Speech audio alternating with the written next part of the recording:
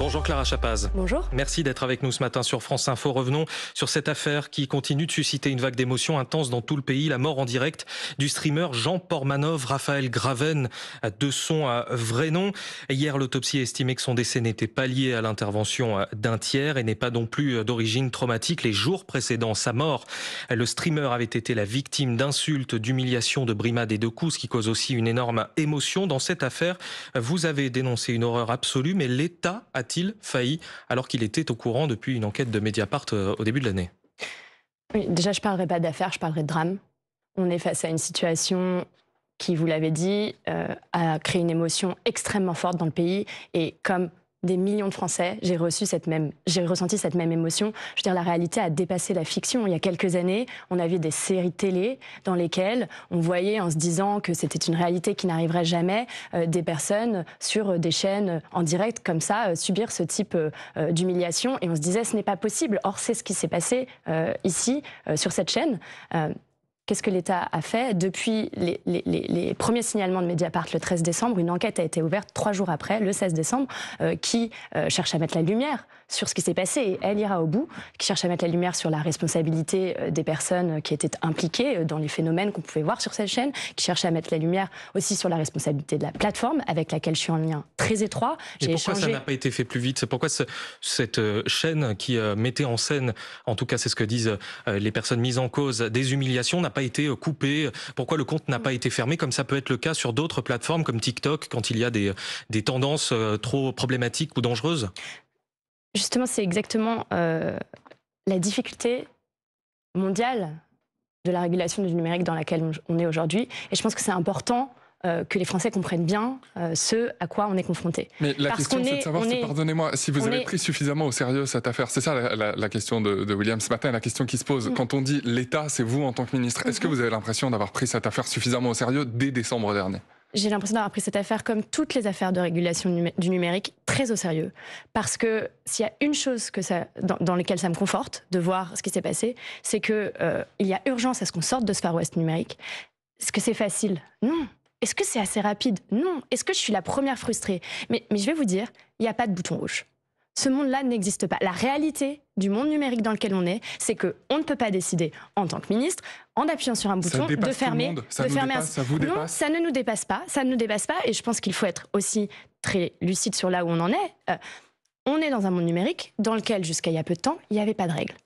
Il n'y avait pas de règles. C'est le Far West. C'était comme ça qu'a été créé le monde numérique. On pouvait, et d'ailleurs, je tiens à rappeler qu'en Europe, on a pris les devants pour construire un cadre, des outils qui nous permettent de mettre une responsabilité sur ces plateformes. Et la première chose, et encore il y a quelques jours, quelques semaines, la première chose qu'on entend beaucoup quand on met ces règles, c'est la question de la liberté d'expression. Qu'est-ce qu'on peut faire, qu'on ne peut pas faire? C'est la question.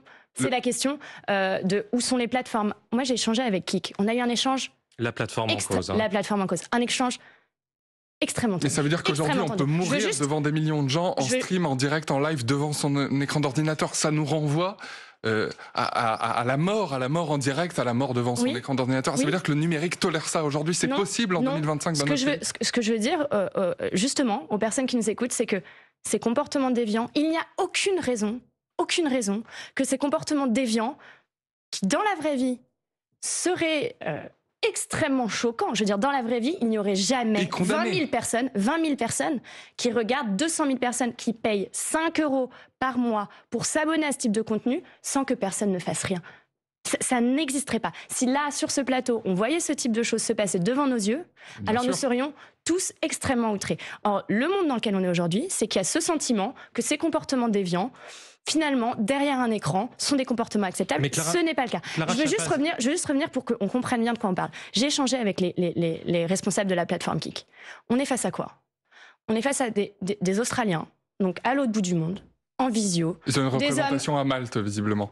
Oui, représentation européenne. Ils ont attendu qu'il y ait un décès sur la plateforme pour désigner, et encore, un représentant légal en Europe, et encore, nous sommes en train de vérifier si ce représentant est bien un représentant légal.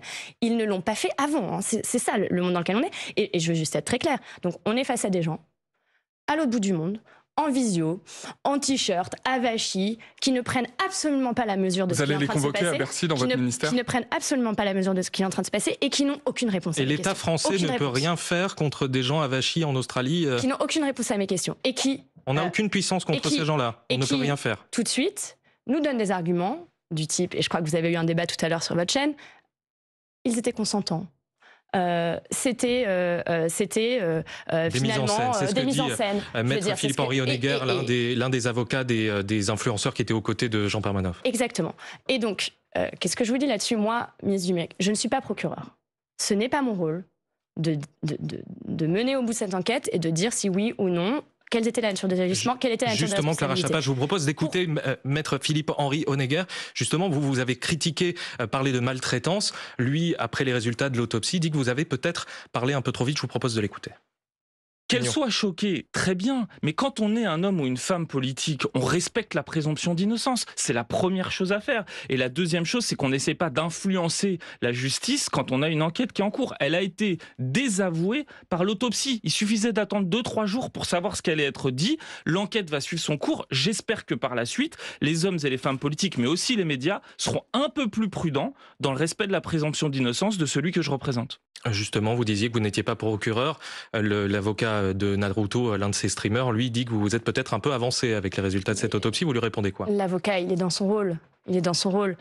Je pense que quand on voit l'émotion du pays face à ce qui s'est passé, je suis aussi dans le mien de dire que je trouve absolument choquant que, encore une fois, on soit dans un monde où la réalité a dépassé la fiction et où on puisse voir quelqu'un décédé sur une chaîne et on puisse voir ce type de vidéos pendant des heures et des heures d'humiliation. Et donc, j'ai échangé avec la plateforme. Pour vous donner quelques exemples, j'ai appris, par exemple, qu'ils ont 75 personnes en charge de la modération. Ils n'ont pas une personne qui parle français.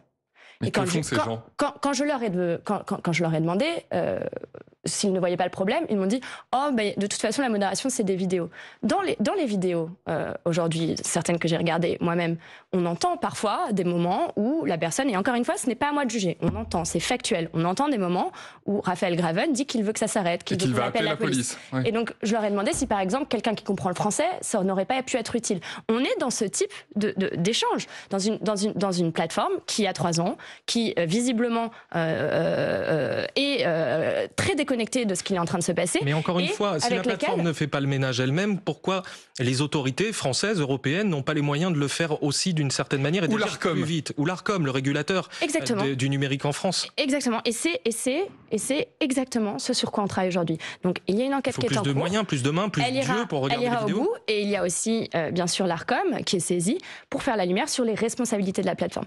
Mais vous dites 75 modérateurs chez Kik, mais il y a combien de modérateurs à l'Arcom? On ne découvre... Qui regarde, il y en a combien de personnes à l'Arcom peuvent surveiller les médias? Il y a les personnes qui travaillent à l'Arcom et puis il y a tous les citoyens qui peuvent signaler plutôt que de payer pour regarder ces vidéos, signaler ce type de contenu aussi. Je suis désolée, c'est aussi la réalité qu'il faut dire aujourd'hui.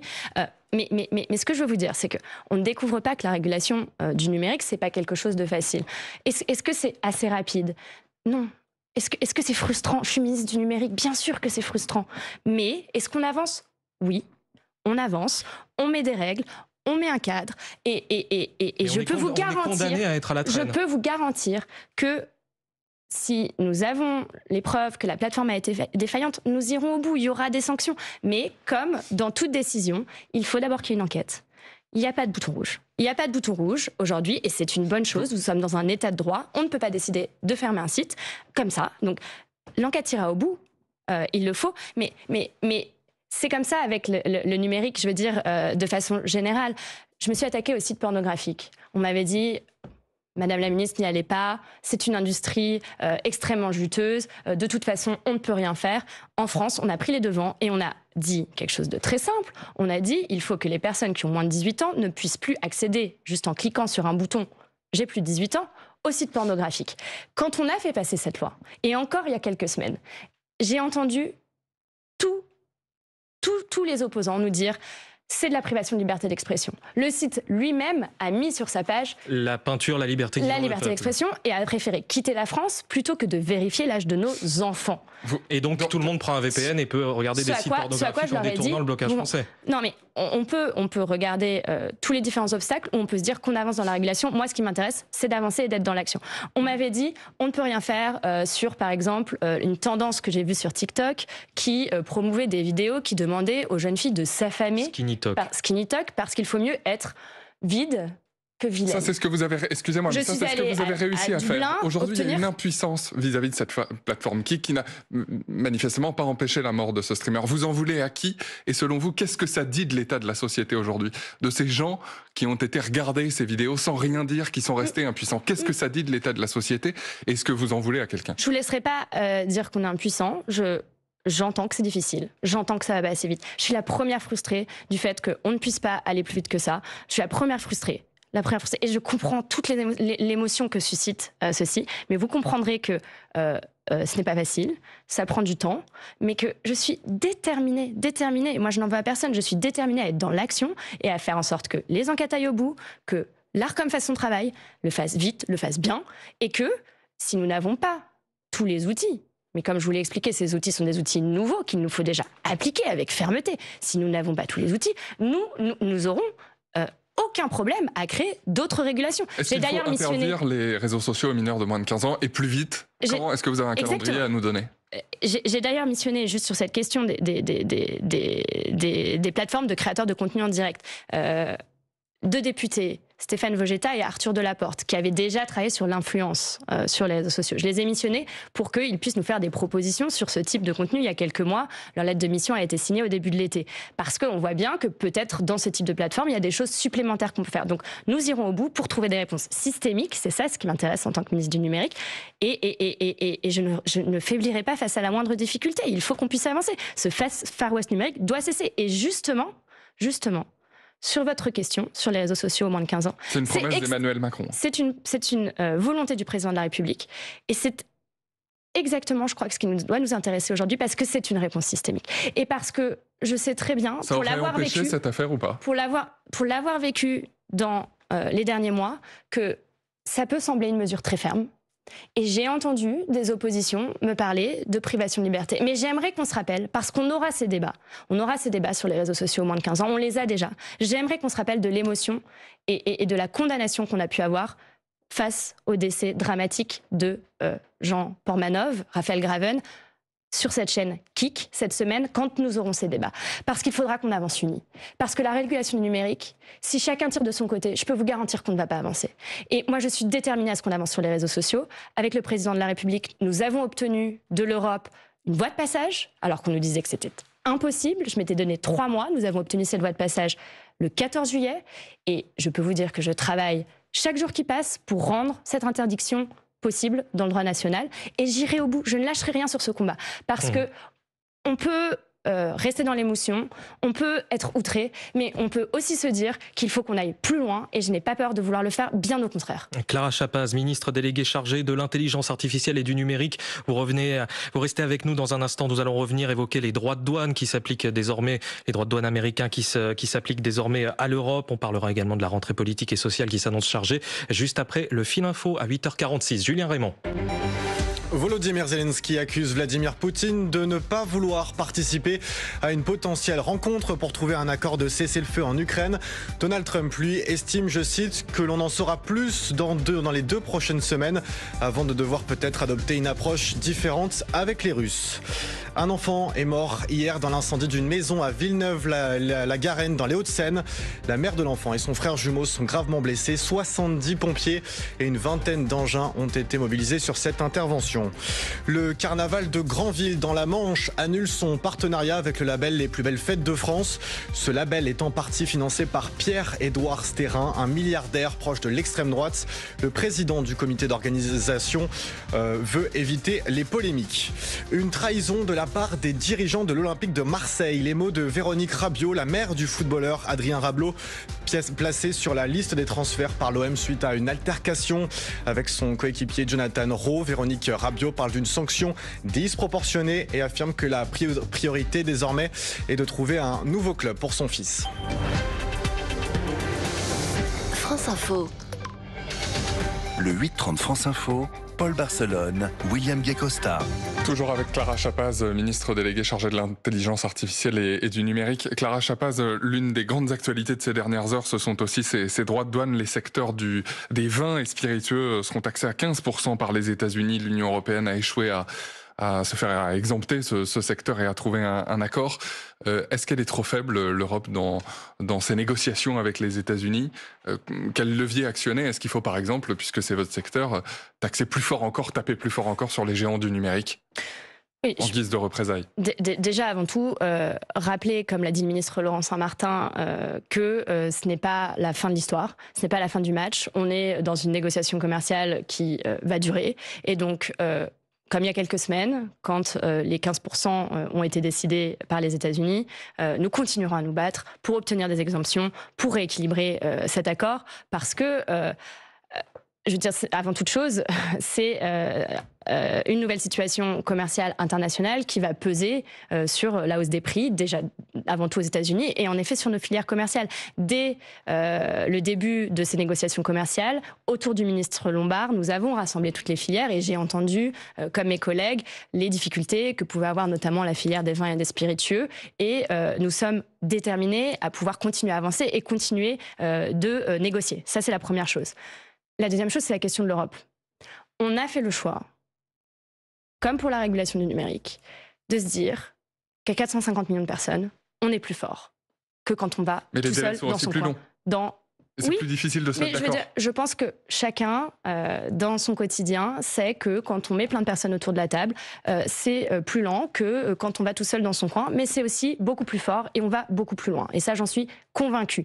Est-ce que aujourd'hui, je suis satisfaite de cet accord? Non. Cet accord, il est déséquilibré. Cet accord, il est loin de ce qu'on pourrait vouloir et de ce qu'on voudrait aujourd'hui voir. Et vous avez raison de le pointer. Il y a notamment quelque chose dont on n'a pas parlé jusqu'aujourd'hui, puisqu'on a un accord sur les biens, mais il y a la question des services. Il n'en est pas fait mention dans cet accord. Il y a la question des services, sur lesquels la situation est extrêmement différente, parce que toutes les personnes qui nous écoutent peuvent en faire l'expérience. Aujourd'hui, les services numériques, c'est-à-dire par exemple le moteur de recherche sur lequel vous avez peut-être chercher des informations ce matin, pour la plus grande majorité des gens, est un moteur de recherche américain. Si vous êtes chef d'entreprise, l'hébergeur sur lequel vous mettez vos données, pour 80 et quelques %, est un hébergeur américain. Amazon, Google, ce type d'entreprise. Et donc, on est dans un déficit commercial de près de 300 milliards d'euros face à ces imports-exports de services et sur lesquels il va falloir pouvoir rééquilibrer. Donc il faut des taxes là-dessus. On n'a pas mis de contre-mesures pour l'instant contre les États-Unis sur les biens, mais alors sur les services, il va falloir taper fort? Je pense qu'il faut regarder tous les outils qui sont dans nos mains et dans cette négociation, continuer à explorer des pistes, c'en est une. Mais moi, ce qui m'intéresse, c'est pas de mettre des taxes. Ce qui m'intéresse, c'est le cœur du problème. C'est encore une fois la raison systémique de là où on en est aujourd'hui. Pourquoi on a ce déficit commercial avec les États-Unis sur les services? Et ce qui m'intéresse aujourd'hui, parce que on a pendant des années refusé de comprendre que le numérique, c'était pas seulement un sujet du responsable IT et un sujet de tuyau, si je peux me dire, mais un sujet imminemment stratégique. Quand le président de la République, depuis 2017, porte cet agenda d'autonomie stratégique, il y a bien sûr la question du numérique. C'est pour ça que depuis 2017, on investit dans l'innovation, dans l'accompagnement des entreprises, petites et grandes, qui saisissent des technologies pour créer des alternatives. Et elles commencent à être puissantes, ces alternatives. On peut penser par exemple à Mistral, qui a son équivalent à Le Chat, qui est l'équivalent de ChatGPT. Mais est-ce qu'on a vraiment des alternatives qui tiennent la route en Europe face aux géants américains? Mais je pense qu'il faut arrêter de s'auto-flageller et de se dire que c'est pas possible. Non, mais on s'auto-flagelle pas. C'est tout simplement quelles sont les alternatives aux réseaux sociaux, à Facebook, à Instagram, quelles sont celles à la suite Office de Microsoft. Sur les réseaux sociaux, pour revenir sur la discussion présente, c'est d'ailleurs bien le problème. C'est qu'aujourd'hui, on est dépendant d'entreprises commerciales qui font des milliards d'euros de chiffre d'affaires sur des algorithmes qu'on ne maîtrise pas et sur la santé de nos enfants. C'est bien pour ça que je veux interdire les réseaux sociaux au moins de 15 ans, parce qu'on a perdu cette souveraineté aussi cognitive, si je peux me permettre, des enfants qui passent du temps sur des outils qui ne sont même pas créés par nous et qu'on ne maîtrise pas. Sur la question des technologies stratégiques du monde dans lequel on vit, l'intelligence artificielle, qui est une de mes responsabilités, parce que je suis ministre de l'intelligence artificielle Votre premier titre, avant même et le du numérique, qui bouleverse toute notre vie. J'étais, pas plus tard que la semaine dernière, avec un commerçant qui utilise, viticole d'ailleurs, qui utilise l'intelligence artificielle pour engager ses clients et avoir beaucoup plus de temps pour lui dans son exploitation que le temps administratif qu'il passait. J'ai été avec un responsable d'une boucherie, d'une triperie, qui utilise l'intelligence artificielle pour prendre ses commandes dans la nuit et permettre de mieux organiser le travail de ses équipes, qui bouleverse tout. Aujourd'hui, depuis 2018, avec la stratégie nationale pour l'intelligence artificielle, on a mis les moyens, on a décidé que c'était stratégique. Et on a investi dans la recherche, dans les entreprises, dans le fait de pouvoir avoir ces alternatives. Et ça marche. On est 5e à l'échelle mondiale en intelligence artificielle. On a des entreprises comme Mistral, que vous avez citées, comme Hawkin dans la santé. On a ces entreprises-là.